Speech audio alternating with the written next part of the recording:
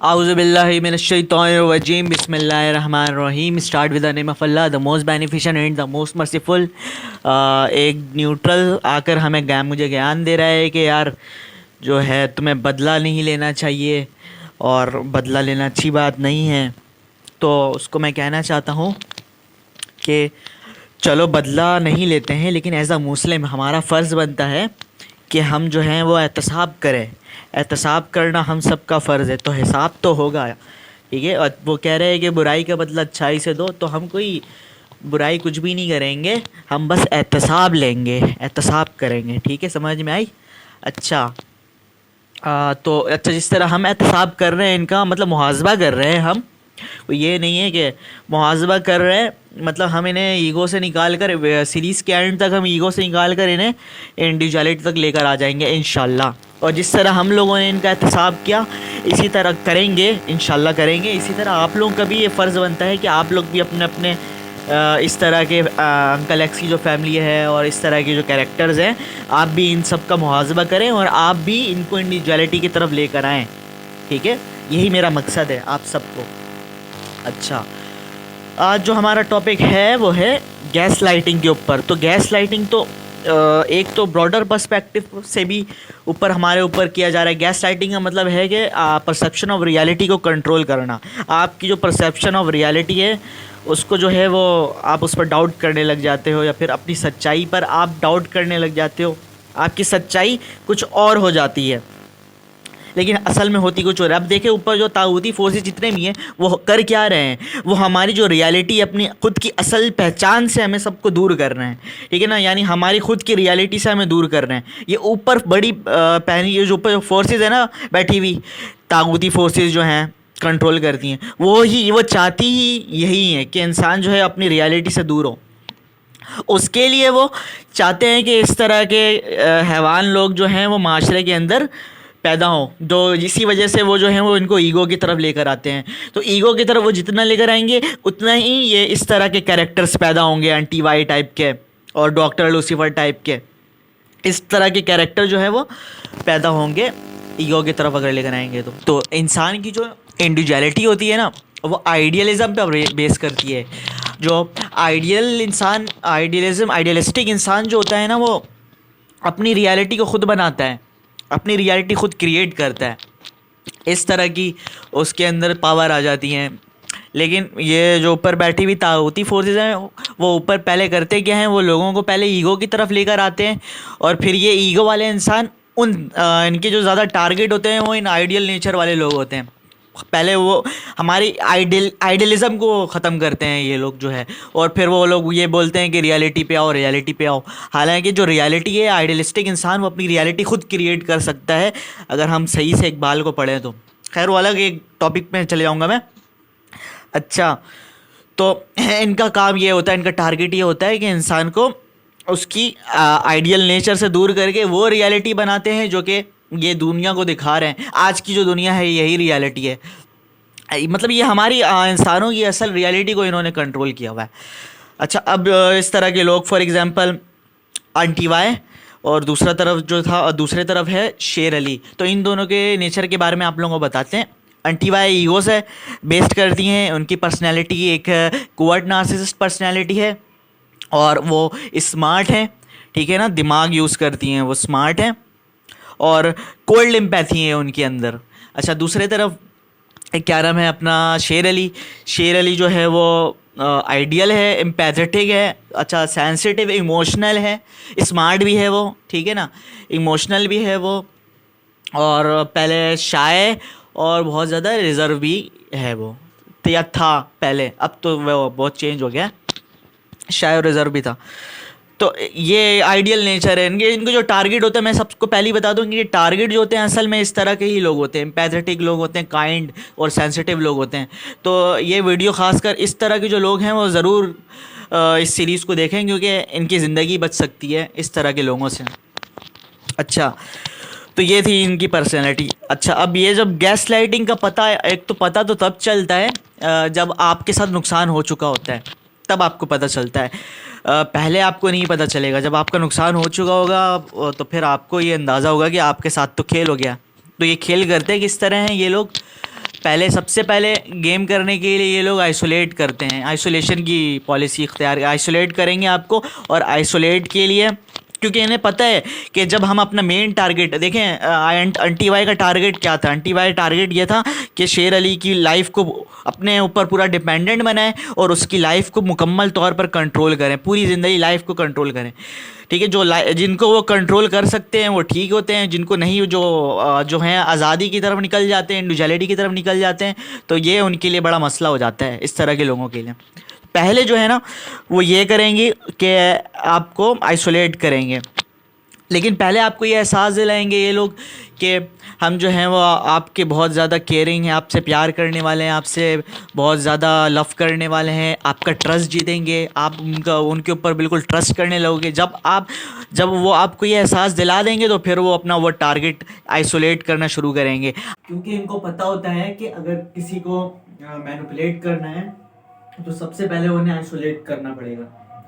क्योंकि जब वो मदद मांगने जाएगा तो उसके पास कोई भी ना रह सके जो कि उसकी मदद करे, तो आपको हर उस शख्स से दूर कर देंगे, हर उस इंसान से दूर कर देंगे जिससे आप अपनी बातें शेयर करते हैं। अच्छा, तो वो दूर इस तरह करेंगे, या तो आपकी तो एक पहले तो वो आपकी तमाम जो है इमोशनल पैटर्न, क्योंकि आप उन पर ट्रस्ट कर चुके होंगे, ठीक है ना, तो आपकी तमाम पैटर्न को समझते होंगे, इमोशनल पैटर्न समझते होंगे, मेंटल पैटर्न समझते होंगे, ठीक है ना। तो वो क्या करेंगे, वो आपको उसके बारे में बुरी बात बता के आपसे दुश्मनी अंदर बनवा लेंगे, या फिर वो उसको आपके बारे में बुरी बात बतवा के आपस में एक दूसरे को इस तरह की सिचुएशन बना के वो आइसोलेट कर देंगे। ये है इनका पैटर्न होता है।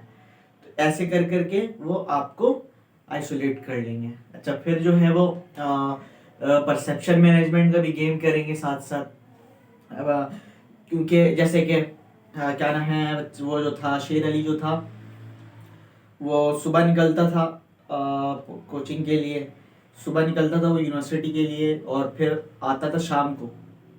फिर उसके बाद 6 बजे आया, 5, साढ़े 5, 6 बजे, फिर उसके बाद वो गया पढ़ाने, कोचिंग चले जाता था, तो रात को वो 10 बजे आता था। तो उसकी पूरी लाइफ के अंदर आप देखो तो इतना ज़्यादा किसी से उसका मिलना जुलना नहीं था, क्या नाम है, बाहर लोगों से या फिर रिश्तेदारों से। तो बिल्कुल वो उन लोगों से तो वैसे ही दूर था, उनको कुछ पता नहीं। अच्छा, इस दौरान क्या होता है, जो आंटी वाई ने क्या किया था इस दौरान, परसेप्शन मैनेजमेंट अगेन चलते रही, शुरू से ही करते रहे, ठीक है। और लोगों को ये दिखाया कि भाई ये देखो पढ़ रहा है, लिख रहा है, और ये इन सब के पीछे हमारा हाथ है, उसको और सारा खर्चा हम उठा रहे हैं, फला फला। तो दिखाया सबको लोगों के हम बहुत प्यार करते हैं इससे, ऐसे ना, यही इस तरह का। अच्छा, फिर उसके बाद जो है वो उन्होंने नेगेटिव अपनी जो है वो इमेज इस तरह बनाई कि हम जो है इससे बहुत मुतासिर हैं और प्यार करने वाले हैं, केयर करने वाले हैं, लेकिन वो जो है अपना शेर अली जो है वो काफ़ी गुस्से वाला है और इमोशनल है, क्योंकि उन्हें तो पता होता है इमोशनल रिएक्शन का, उसका मेंटल पैटर्न का सब पता होता है। तो बीच बीच में कोई इस तरह की बात कर देते कि वो गुस्सा हो जाता था, इमोशनल हो जाता था, ठीक है ना। तो उनको पता होता है कि क्या बात करेंगे तो फिर इस पे वो करेगा, रिएक्ट करेगा इमोशनली, तो ये करते थे। तो अपनी इमेज इस तरह वो उन्होंने बनाई कि दूसरों को ये दिखाया कि एक सुपीरियर, एक समझदार जो है वो आंटी भाई एक समझदार पर्सनैलिटी है, और जो क्या नाम है शेर अली है वो थोड़ा नादान है और गुस्से वाला है, और बस इसी टाइप का है। जब देखें लोगों के जब दिमाग में आंटी वाई की इमेज आती थी तो वो पॉजिटिव इमेज बनती थी, और जब शेर अली की इमेज बनती थी तो वो एक नेगेटिव सी इमेज बनकर चले जाती थी। लेकिन फिर भी वो कहते थे कि यार छोड़ो, फैमिली वाले और दूसरे लोग कहते थे कि छोड़ो, है तो अपने ही ना, जैसा भी है पर है तो अपने ही, गुस्सा करता है तो क्या हुआ, ठीक है। तो ये इस तरह परसेप्शन मैनेजमेंट करते हैं, लेकिन फर्स्ट आपको करेंगे आइसोलेट, ठीक है।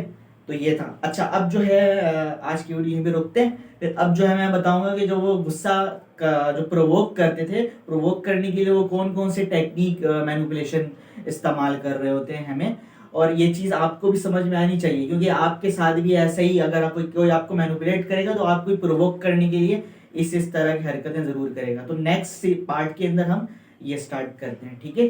तो अभी के लिए इतना ही। आप अपना ख्याल रखिएगा, अपना ध्यान रखें और मुझे दुआ में याद रखें। अल्लाह हाफिज़।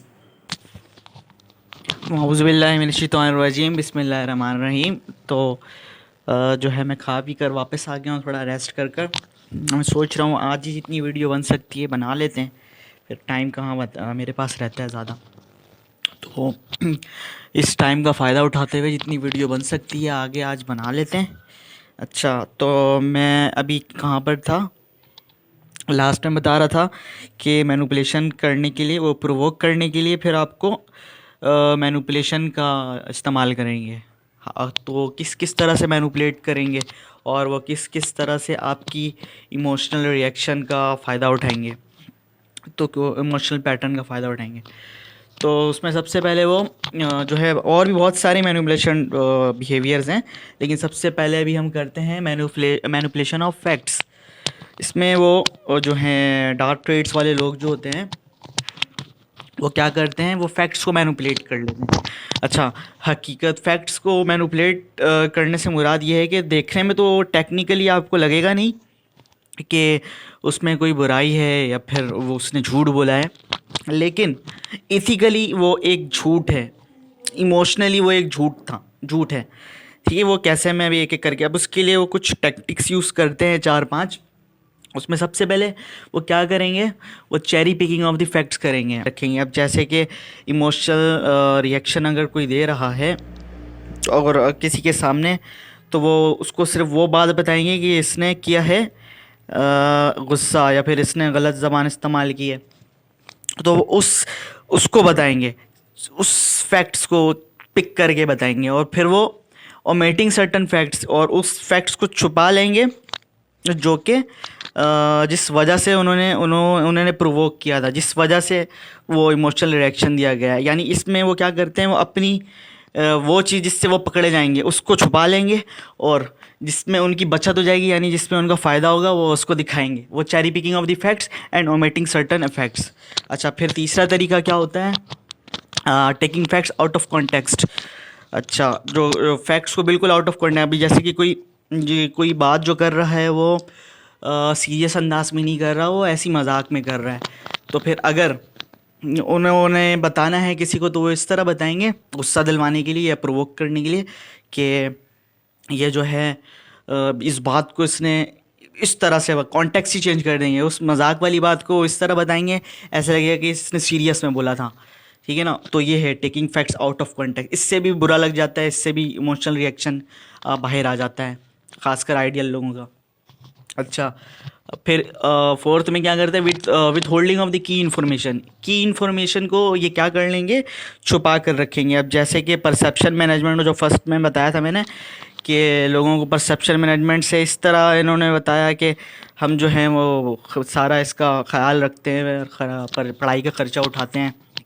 अच्छा, जब कोई बात करता है तो क्या ये भी तो तुम्हें रिटर्न देगा, तो उसमें ये जवाब, ये फेक केयर ये दिखाते हैं कि भाई नहीं नहीं, मुझे कोई उसकी परवाह नहीं है, फ्यूचर बस अपना बना ले, हमें इसकी कोई टेंशन नहीं है। तो इससे सामने वाला पूछता है कि अगर आपका क्या है, क्या करते हैं, किस तरह आपने इसको क्या हुआ, बस हमें इन सब की कोई परवाह नहीं है, बस ये अपना फ्यूचर बना ले। तो इसमें जो है वो सामने वाला अगर कुछ पूछना निकालना चाह रहा है तो वो उसको विथहोल्ड करेंगे, रोक के रखेंगे, वो नहीं बताएंगे, उसको वो छुपा के रखेंगे। इससे ये होगा कि लोगों के दिमाग में एक परसेप्शन बनी हुई होगी कि जो है ये बहुत अच्छे हैं और सारा इसका ख्याल रख रहे हैं, तो ये और ज़्यादा ही मजबूत हो जाएगी, और इसको बना कर रखेंगे। इसी जो है ना विथहोल्डिंग, इस फॉल्स इन्फॉर्मेशन को वो विथहोल्ड करके रखेंगे ताकि लोगों के दिमाग में ये जो है मिसकंसेप्शन बना रहे। और क्योंकि लोगों का दिमाग जो होता है, वो जो हमारा दिमाग है वो ब्रेन वायर है कंक्लूजन को ड्रॉ करने में, तो हम फ़ौरन से कंक्लूजन ड्रॉ कर लेते हैं कि भाई सारा खर्चा इन्होंने ही उठाया हुआ है इसका। अच्छा, उसके बाद क्या कर लेंगे, स्ट्रेटजिक डिस्क्लोजर ऑफ फैक्ट्स। तो इसमें वो फैक्ट्स को उस फैक्ट्स को डिस्क्लोज कर देंगे, क्योंकि उस टाइम उन्हें पता होगा ये उस फैक्ट्स को, इसमें भी वो मैनिपुलेट ही करते हैं फैक्ट्स को डिस्क्लोज करके, क्योंकि इन्हें इस टाइम पता होता है कि अगर ये बात मैं सामने वाले को बताऊंगी, लड़ाई अगर करवाना है किसी के दरमियान, तो मैं अगर ये बात मैं किसी को बताऊंगा, या अगर मैं बात किसी को बताऊंगी, तो फिर उस टाइम उसका रिएक्शन क्या होगा, क्योंकि वो डिपेंड करता है उसकी मूड पे, सामने वाले के। अगर उसका मूड जो है वो बहुत ही ज़्यादा ख़राब है, सैड है या फिर गुस्से में, तो उस टाइम अगर हम डिस्क्लोज़ कर देंगे इस फैक्ट को तो उसका इमोशनल रिएक्शन और ज़्यादा होगा। और अगर उसका मूड जो था वो हैप्पी रहता और खुश होता वो और मुतमईन रहता, अगर उस टाइम इस फैक्ट्स को बताते तो उस टाइम वो फैक्ट्स जो है वो इतना मायने नहीं रखता, यानी उसका रिएक्शन इतना ज़्यादा नहीं होता। तो ये उनको अच्छे से पता होता है कि इस टाइम पे बात करेंगे तो इस टाइम इनका रिएक्शन क्या होगा। ठीक है, तो इस तरह ये फैक्ट्स को मैनिपुलेट करते हैं और इस तरह प्रोवोक किया जाता है एम्पैथ्स लोगों को, आइडियल लोगों को, एम्पैथेटिक लोगों को, काइंड लोगों को। अच्छा, तो ये हैं। अब मैं रोकता हूँ इस वीडियो को, फिर आगे और भी मैनिपुलेशन टैक्टिक्स और भी होती हैं जिनसे ये प्रोवोक करते हैं, वो सारी एक एक करके बनाता हूँ। ठीक है, अभी यहाँ मैं इसको रोक रहा हूँ। हाँ, अच्छा, जो नेक्स्ट जो मैनिपुलेशन होती है वो होती है इनकी और डार्क ट्रेड्स वाले लोगों की, वो होती है प्रोजेक्शन। वो कभी भी जो है ना, ये लोग अपनी गलती को एक्सेप्ट नहीं करते, कबूल ही नहीं करते, कोई भी गलती जो है वो एक्सेप्ट नहीं करेंगे और वो आपको उसका जो है वो उस पर प्रोजेक्ट कर देंगे, आपको उसका कसूरवार ठहरा देंगे। ये एक्सेप्ट ही नहीं करते। इस तरह के जो लोग होते हैं वो इसलिए करते हैं क्योंकि इससे होता ये है कि आप जो है हमेशा वो डिफेंसिव मोड में होते हो। इससे जो है आपका जो है वो पूरा जो कंट्रोल है लाइफ का वो इनके पास होता है। जितना आप डिफेंसिव मूड में रहोगे तो कंट्रोल उनके पास होगा। देखें, अगर आप इसने बीच बीच में कोई आपको साइकोलॉजिकल प्रेशर अगर आप पे बनाना है किसी को भी, डार्क ट्रेड्स वाले लोगों को, तो वो बीच बीच में आपके ऊपर कोई भी ये जो है वो प्रोजेक्ट कर देगा, इल्ज़ाम लगा देगा। इससे ये है कि आप जो है वो रिएक्शन दे दोगे, भाई मैंने तो ऐसा नहीं किया, मैंने तो ऐसा बोला नहीं, क्या बात है, वगैरह वगैरह। तो आप जो है ना वो एक्सप्लेनेशन देने लग जाते हो जिसकी आपको ज़रूरत भी नहीं होती। तो इस टाइम जो है जब आपको उसने आपको प्रोजेक्ट कर दिया और आपने उसको एक्सप्लेन दे दिया जिसकी ज़रूरत भी नहीं थी, तो इस टाइम बॉस वो हुआ आपका और कंट्रोल सारा उसके पास था। समझ में? तो ये इस तरह आपको बीच बीच में साइकोलॉजिकल प्रेशर बनाने के लिए आप पर, आपको डिफेंसिव मोड में रखने के लिए हमेशा आप पर बीच बीच में जो है वो प्रोजेक्शन करते रहेंगे। तो ये पता होना चाहिए हम लोगों को। अगर ये नहीं पता होगा तो आपको आप जो है वो इनके चाल में फंसते रहोगे। तो आपको रहना बिल्कुल काम है, कंपोज्ड है। और इस अभी मैं बताता हूँ, सोल्यूशन में भी आते हैं, लेकिन इस टाइम पे आपको ये पता होना चाहिए कि करना ये चाहते क्या है। आपसे ये रिएक्शन लेना चाहते हैं, आपको प्रोवोक करना चाहते हैं असल में, इस तरह प्रोजेक्ट कर करके। ठीक है, तो अब नेक्स्ट उसकी तरफ चलते हैं, नेक्स्ट मैनिपुलेशन की तरफ भी चलते हैं। स्टॉप करता हूँ। अच्छा, तो फिर है नेक्स्ट, वो है येलिंग का मैनिपुलेशन का मतलब ये है कि चीखना, चिल्लाना और रोना धोना लोगों के सामने। और इस तरह होता ये है कि चीखने से अगर कोई सामने वाला आपके ऊपर चीख रहा है तो आप जो है वो बहुत अनकंफर्टेबल जो है फील करने लग जाते हो और आप खुद ब खुद ही फिर बोलते हो यार कौन अपना सर खपाए इन सब में। वो खुद आप जो है ना पीछे हट जाते हो, बैकफुट में आ जाते हो। तो इस तरह अपर हैंड होता है उनका जो आप पे यल कर रहा होता है। और अगर बहुत सारे लोगों के गिर्द अगर कोई आप पे यल कर रहा है, चीख रहा है, चिल्ला रहा है, तो इसका मतलब यह है कि वो अपने आप को विक्टिम जाहिर करवा रहा है और अपने आप को वो बेकसूर जाहिर करवा रहा है और लोगों से सिंपैथी लेने की कोशिश कर रहा है। हाँ, लेकिन एक और बात कि जो नोट कर लें इस चीज़ को, जो कभी कभी ऐसा भी होता है जो चीखने वाला होता है, चिल्लाने वाला होता है, वो एक मासूम इंसान भी हो सकता है और वो एक इमोशनल इंसान भी हो सकता है। और क्या पता उसको किसी बात पे प्रोवोक भी किया गया हो जिसकी वजह से वो चिल्ला रहा। तो जो है ना इस तरह के लोग जो होते हैं वो जो हैं जो गेम करने वाला है, जो रियल गेम करने वाला है, वो पीछे से गेम कर रहा हो। इसके सबसे बेस्ट कोवर्ट नार्सिसिस्ट लोग इस तरह करते हैं कि पीछे से गेम कर लेते हैं और सामने वाले को प्रोवोक कर देते हैं।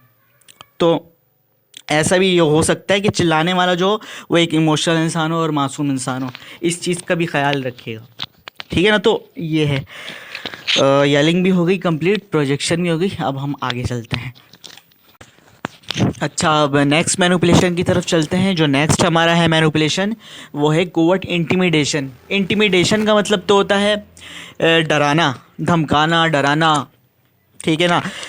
लेकिन ये जो इस टाइप की जो इंटिमिडेशन या डराना धमकाना होता है, कोवर्ट इंटिमिडेशन जो है, इस तरह के जो लोग होते हैं ये बहुत शातिर लोग होते हैं। तो कोवर्ट का मतलब ये है कि पीछे से छुप कर, पैसिव तरीके से। तो ये आपको इस तरह से धमकी देंगे कि देखने में तो लगेगा नहीं, कि ये धमकी है, किसी को भी सामने में नहीं नज़र आएगा, लेकिन ये आपको पता होगा कि ये इन्होंने धमकी दी है, लेकिन आसपास के लोगों को आप जो है वो यकीन नहीं दिला पाओगे कि ये धमकी थी, क्योंकि इसके पीछे रीज़न है। क्योंकि इन लोगों का जो कोवर्ट टाइप के लोग जो होते हैं, कोवर्ट नार्सिसिस्ट लोग होते हैं, कभी भी इनका जो फेस है ये दुनिया की नज़र में आ ही नहीं पाता। क्यों? क्योंकि ये दो तरीके से ये काम करते हैं। पहले तो ये या इस तरह की कोई बात करेंगे या फिर इस तरह से डराएंगे, इस तरह से धमकाएंगे कि आपको समझ में आएगा, और दूसरा वो इस तरह से आपको बात करेंगे, स्टेटमेंट में उनकी इस तरह की बात होगी कि इनके कई मतलब निकल सकते हैं। तो कहीं से भी ये कभी भी पकड़े जाएंगे तो वो बात बोलेंगे कि भाई मेरा तो मकसद ये था ही नहीं, इसने ये समझा। तो इस तरह का अच्छा, ये ज़्यादातर ये जो है ये यूज़ वो लोग करते हैं जिनको अपने टारगेट के बारे में बहुत कुछ पता होता है, यानी उनको उनके बारे में सारी इन्फॉर्मेशन होती है, उनकी सब कुछ उनके फेयर्स के बारे में पता होता है, उनके विशेस के बारे में पता होता है, तभी तो वो उनके इमोशनल पैटर्न के बारे में पता होता है, तभी तो वो उसको कंट्रोल कर पाते हैं। फॉर एग्जांपल, इसकी एग्जांपल आंटी वाई की है। आंटी वाई को ये पता था कि जो है शेर अली की शादी जो है वो शेर अली शादी करेगा। तो आंटी वाई जो है वो क्या नाम है, इस फैसले को इस तरह से यूँ बताई जो है वो दिखाती थी कि भाई मुझे खुश रखो, अगर मुझे आपने खुश नहीं रखा तो ये जो है शादी तुम्हारी मेरी हाथ में है। अगर तुमने मेरी बात मानी तो ये तुम्हारा काम हो जाएगा, और अगर तुमने नहीं मानी तो फिर तुम्हारे जो है इस पैटर्न, इस शादी में, इस प्रोसेस में मसले होंगे। अच्छा, और ये जो है ये बात जो है वो डायरेक्टली जो कहेगा नहीं, कोई भी कहता नहीं है, कोई भी मैनिपुलेटर कोई भी कहेगा नहीं, लेकिन वो डायरेक्टली और इनडायरेक्टली तरीके से आपको जो है वो एक हिंट दे देगा। और ये चीज़ वही बात है कि आपको ये इसका अंदाज़ा होगा कि भाई इसने धमकी दी है, लेकिन दूसरों को नहीं पता चलेगा कि ये धमकी थी। तो ये इस तरह जो है वो कंट्रोल करेंगे, आपको कंट्रोल करने के लिए, बस लाइफ को कंट्रोल करने के लिए। तो मैं आखिर में यही कहना चाहूँगा कि अगर कोई आपकी हेल्प करता है तो वो ये नहीं है कि हेल्प का मतलब ये है कि आप जो है वो ज़िंदगी भर उसके जो है उस पर डिपेंड हो जाओ। और वो असल में वो कंट्रोल इसलिए यूँ कर रहा होता है, ये चाह रहा होता है कि आप जो है पब्लिकली उनके लिए रिस्पेक्ट दिखाओ और उनकी इज़्ज़त करो, पब्लिकली ये दिखाओ, जताओ। लेकिन किसी की मदद पे ये जो है ये करना अच्छी बात है, उसको सराहना अच्छी बात है, लेकिन उसके मदद तले दब जाना गलत है। तो क्योंकि देखो, आपकी कोई मदद करेगा तो वो इसलिए भी मदद कर सकता है क्योंकि वो आगे चल के वो आपके लाइफ में कंट्रोल भी हासिल करना चाहता है। लेकिन कुछ लोग इस तरह भी मदद करते हैं, वो ऐसे ही कर लेते हैं सबकी, लेकिन कुछ टाइप की इस तरह की भी मदद होती है कि आपके लाइफ को वो कंट्रोल करने के लिए, या फिर वो आपको कोई नुकसान पहुंचाना चाहेगा, या फिर वो आगे चल के कोई अपना टारगेट पूरा करना चाहेगा। तो इसलिए भी लोग आपकी मदद करते हैं, ठीक है ना। और इसलिए आपके अंदर ये जो है ये घबराना, आपके अंदर डर बैठाएंगे। तो ये है इनका कोवर्ट इंटिमिडेशन। तो एंड में मैं आप लोग से यही कहना चाहूँगा कि आपको समझ में तो आ गया होगा कि ये इनका तरीक़ेकार है, वारदात है। तो सबसे पहले आपने घबराना नहीं है। अच्छा, अब नेक्स्ट मैनिपुलेशन जो होती है वो हम आते हैं, इसमें आते हैं कि गिल्ट ट्रिपिंग और शेमिंग, ठीक है ना। ये क्या चीज़ है? अब जैसे कि प्रीवियस वीडियो के अंदर मैंने आप लोगों को बताया कि उसके जो फेयर को और उसके विशेस को जो है आंटी वाई अपने क्या नाम है शेर अली के आंटी वाई उसके फेयर को और उसके विशेस को अपने फेवर में यूज़ करना चाह रही थी, अपने फेवर में कंट्रोल करना चाह रही थी। और अगर वो शेर अली नहीं करता, उनकी बात नहीं मानता, तो वो जो है वो उसको जो है वो गिल्ट के अंदर गिल्ट महसूस करवाती। गिल्ट महसूस करवाने का मतलब ये, अच्छा गिल्ट भी तो महसूस करवाती, तो इस तरह नहीं कि जो है वो डायरेक्ट भी बोल देती हैं कि, लेकिन छुपे हुए अल्फाज में बोलती और अंडर हैंडेड बोलते हैं कि किसी न किसी तरीके से उन्हें गिल्ट महसूस करवाते, या फिर उससे कोई पास्ट की कोई बात लेकर जो है वो पास्ट की बात लेकर उस पर जो है बात करके उनको अंदर एक गिल्ट महसूस होता, बुरा लगता, इस तरह की पास्ट की बात सुनकर, और अंदर से वो तनाव में आ जाता। इस तरह के जो हैं जो मैनिपुलेटर्स होते हैं वो इस तरह का काम करते हैं गिल्ट में डालने के लिए इंसान को। तो असल में ये लोग चाहते हैं, असल में ये लोग चाहते ही हैं कि आपके अंदर जो है जो कॉन्फिडेंस है आपका, और जो आपकी विल पावर है, आपका जो एक अंदर से एक शक्ति है, पावर है दूसरों से निमटने की, अपने अंदर स्टीम है, जो आपकी सेल्फ स्टीम है, इस पर वो अटैक करना चाहते हैं, इसको ख़त्म करना चाहते हैं। और इसको ख़त्म करने के लिए ही वो आपके अंदर कोई ना कोई जो है वो किसी ना किसी तरीके से आपको अफसरदा करने की कोशिश करेंगे, गिल्ट में डालने की कोशिश करेंगे, कभी पास्ट में लेकर चले जाएंगे, और या तो फिर कभी फिर वो शेमिंग करने लग जाएंगे। तो ये करेंगे जानबूझकर। गिल्ट ट्रिपिंग में और शेमिंग में मैं आपको फ़र्क बताता हूँ। गिल्ट ट्रिपिंग जो है वो पब्लिकली नहीं करते। वो गिल्ट ट्रिपिंग आप सिर्फ अकेले में कर सकते हो, प्राइवेटली कर सकते हैं, किसी को गिल्ट में डाल सकते हैं, ठीक है। और गिल्ट में भी वही आएगा जो आपसे इमोशनली कनेक्ट होगा और आप पे ट्रस्ट कर रहा होगा वो, क्योंकि वो अपने आप को ये समझेगा कि भाई मेरी जिम्मेदारी बनती है।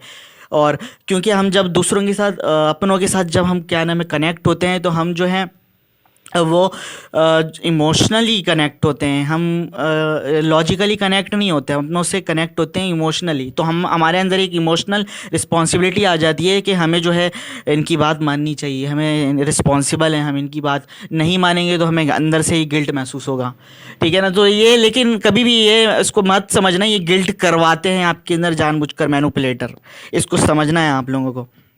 अच्छा, शेमिंग में और गिल्ट ट्रिपिंग में मैं आपको थोड़ा सा वो बता देता हूँ, डिफरेंस बता देता हूँ। गिल्ट ट्रिपिंग में होता यह है कि आप पब्लिकली नहीं करते हो, लेकिन शेमिंग जो है वो पब्लिकली कर रहे होते हैं। अच्छा, इनको पता होता है जब ये शेमिंग करेंगे तो तब भी आपके माइंड में होगा कि भाई ये क्या, इनको तो ऐसा नहीं करना चाहिए, लेकिन क्यों आप कुछ नहीं बोलोगे, आप सेकंड गेसिंग करने लगोगे। क्यों? क्योंकि आपको उन पे ट्रस्ट होगा और आप बोलोगे कि नहीं ये तो हमारा भला चाहते थे, भला चाहते हैं अपने तो भले ही चाहेंगे। इस तरह के लोग जो मैनिपुलेट करते भी हैं वो जो आपके अपने होते हैं, ये भी याद रखिए। तो आपको लगेगा यार ये तो ऐसा नहीं। अच्छा, लेकिन शेमिंग के लिए वो करेंगी क्या, आपने अगर इनको कोई अपना सैडिस्ट लोग ज़्यादा करते हैं, ये सैडिस्ट होते हैं, अगर आपने कोई इन्हें सीक्रेट बताया तो वो आपको शेमिंग करने के लिए वो दूसरे लोगों के सामने आपकी बात जो है वो करेंगे, और दूसरे लोगों के सामने, और वो लोग वो इन्वॉल्व होंगे, वो लोग इन्वॉल्व होंगे जो कि आपके लिए मैटर करते होंगे, यानी जिनकी बातें आपके लिए मैटर करती होंगी। वो आपके स्टूडेंट हो सकते हैं, या फिर वो जैसे कि शेर अली टीचर था तो उसके स्टूडेंट के सामने शेमिंग हो सकती थी, या फिर कोई ऐसे क्या नाम है आंटी वगैरह हैं उनकी जो फेवरेट है, उनके सामने अगर कोई बात कर दे तो वो भी एक शेमिंग के उसमें आ जाता था। क्यों? क्योंकि वो इस तरह के लोग उनके लिए मैटर करते हैं, यानी उनकी बातें उसको मैटर करती हैं। तो ये जानबूझकर इस तरह का काम करेंगे पब्लिकली आपको शेम करने के लिए, सिर्फ वो सिर्फ इसलिए क्योंकि वो कंट्रोल करना चाहते हैं। अच्छा, फिर ये इससे होता क्या, इससे होगा ये कि वो जो आपसे रिएक्शन लेना चाहते हैं, आपको प्रोवोक जो करना चाहते हैं, उस पर वो हो जाएंगे कामयाब। समझ में आ गई? तो यही है आज की वीडियो। घबराना नहीं है एक तो पहले तो, और यहाँ पर आपको गिल्ट में डालना है, गिल्ट में डाल रहे हैं तो आपको गिल्ट में नहीं आना, ठीक है ना। तो आप जो है वो यहीं पर ही एंड करते हैं, फिर उसके बाद कभी वीडियो बनाता हूँ। अभी फ़िलहाल यहाँ पे स्टॉप कर रहा हूँ। अल्लाह हाफिज़, अपना ख्याल रखिए। अच्छा, अब नेक्स्ट मैनिपुलेशन की तरफ चलते हैं। इसको हम कहते हैं प्लेइंग एंड विलिफाइंग द विक्टिम। ये जो है ये मैनिपुलेशन बहुत ही ख़तरनाक है, क्योंकि इस मैनिपुलेशन से हो गई है कि आपके दुश्मन बहुत ज़्यादा बढ़ते चले जाएंगे और आपको हर तरफ से ही लोग बुरा बोलेंगे, हर तरफ से आपको जो है आपके दुश्मन बढ़ते ही जाएंगे।